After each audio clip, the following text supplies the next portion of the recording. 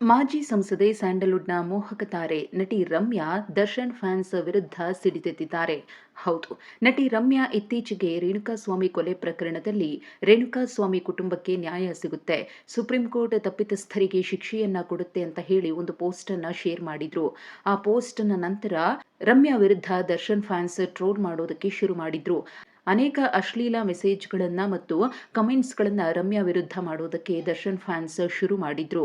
ಹಾಗಾಗಿ ದರ್ಶನ್ ಫ್ಯಾನ್ಸ್ ವಿರುದ್ಧ ಇದೀಗ ನಟಿ ರಮ್ಯಾ ಬೆಂಗಳೂರು ಕಮಿಷನರ್ಗೆ ದೂರು ಕೊಟ್ಟಿದ್ದಾರೆ. ದೂರು ನೀಡಿದ ಬಳಿಕ ಮಾಧ್ಯಮದ ಜೊತೆಗೆ ಮಾತನಾಡಿದ ನಟಿ ರಮ್ಯಾ, ನಾನು ರೇಣುಕಾಸ್ವಾಮಿ ಕೊಲೆ ಪ್ರಕರಣದಲ್ಲಿ ಸುಪ್ರೀಂ ಕೋರ್ಟ್ ತಿಳಿಸಿದ ಅಭಿಪ್ರಾಯವೊಂದನ್ನು ಶೇರ್ ಮಾಡಿದ್ದೆ. ಅದಕ್ಕೆ ಪ್ರತಿಯಾಗಿ ತುಂಬಾ ಕೆಟ್ಟದಾಗಿ ಮೆಸೇಜ್ ಅನ್ನು ಹಾಕಿ ಕಾಲ್ ಮಾಡಿ ದರ್ಶನ್ ಫ್ಯಾನ್ಸ್ ಬೆದರಿಕೆಯನ್ನ ಹಾಕ್ತಿದ್ದಾರೆ. ರೇಣುಕಾಸ್ವಾಮಿ ಬದಲು ನಿಮ್ಮನ್ನ ಕೊಲೆ ಮಾಡಬೇಕಿತ್ತು, ನಿಮ್ಮನ್ನ ಅತ್ಯಾಚಾರ ಮಾಡ್ತೀವಿ ಎಂದೆಲ್ಲ ಸಂದೇಶವನ್ನ ಕಳಿಸಿದ್ದಾರೆ ಅಂತ ತಮಗೆ ಬಂದಂತಹ ಅಶ್ಲೀಲ ಮೆಸೇಜ್ಗಳ ಬಗ್ಗೆ ನಟಿ ರಮ್ಯಾ ಮಾತನಾಡಿದ್ರು. ದೂರು ದಾಖಲಿಸಿದ್ದೇನೆ, ಸೈಬರ್ ಆಫೀಸ್ ಇದೆ, ಅಲ್ಲಿಗೆ ಫಾರ್ವರ್ಡ್ ಮಾಡುವುದಾಗಿ ಕಮಿಷನರ್ ತಿಳಿಸಿದ್ದಾರೆ. 43 ಕಮೆಂಟ್ಗಳನ್ನು ಮೆನ್ಷನ್ ಮಾಡಿದ್ದೇನೆ. ತುಂಬಾ ಬೆದರಿಕೆ ಮತ್ತು ಅಶ್ಲೀಲವಾಗಿ ಕಮೆಂಟ್ ಮಾಡಿದ್ದಾರೆ. ಅವರ ಹೆಸರುಗಳನ್ನ ಕೊಟ್ಟಿದ್ದೇನೆ. ಪವಿತ್ರ ಗೌಡ ಬಗ್ಗೆ ಮಾತನಾಡಿದರೆ ನಿಮಗೆ ಕೋಪ ಬರುತ್ತೆ, ಆದರೆ ನಮಗೆ ಅಶ್ಲೀಲ ಸಂದೇಶ ಕಳಿಸಿದರೆ ಕೋಪ ಬರಲ್ವಾ ಅಂತ ಹೇಳಿ ದರ್ಶನ್ ಫ್ಯಾನ್ಸ್ಗೆ ನಟಿ ರಮ್ಯಾ ಕ್ಲಾಸ್ ತೆಗೆದುಕೊಂಡಿದ್ರು. ಹಾಗೆಯೇ ನಾನು ಯಾರಿಗೂ ಹೆದರುವುದಿಲ್ಲ. ಕನ್ನಡ ಚಿತ್ರರಂಗದಲ್ಲಿ ಯಾರೂ ಬಹಿರಂಗವಾಗಿ ಮಾತನಾಡ್ತಿಲ್ಲ.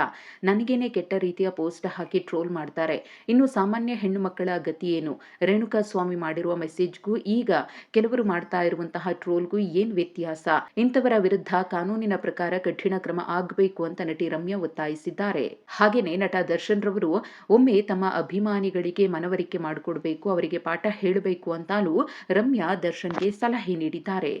ಇನ್ನು ಮತ್ತೊಂದು ಕಡೆ ರಾಜ್ಯ ಮಹಿಳಾ ಆಯೋಗ ಕೂಡ ನಟಿ ರಮ್ಯಾ ಅವರ ವಿರುದ್ಧದ ಅಶ್ಲೀಲ ಮೆಸೇಜ್ ಮತ್ತು ಕಮೆಂಟ್ಸ್ಗೆ ಸಂಬಂಧಪಟ್ಟಂತೆ ದೂರು ದಾಖಲಿಸಿಕೊಂಡಿದ್ದು, ತನಿಖೆಯನ್ನ ಮಾಡಿ ಕ್ರಮ ಕೈಗೊಳ್ಳಬೇಕು ಅಂತ ಹೇಳಿ ಪೊಲೀಸ್ ಆಯುಕ್ತರಿಗೂ ಕೂಡ ಪತ್ರ ಬರೆದಿದೆ.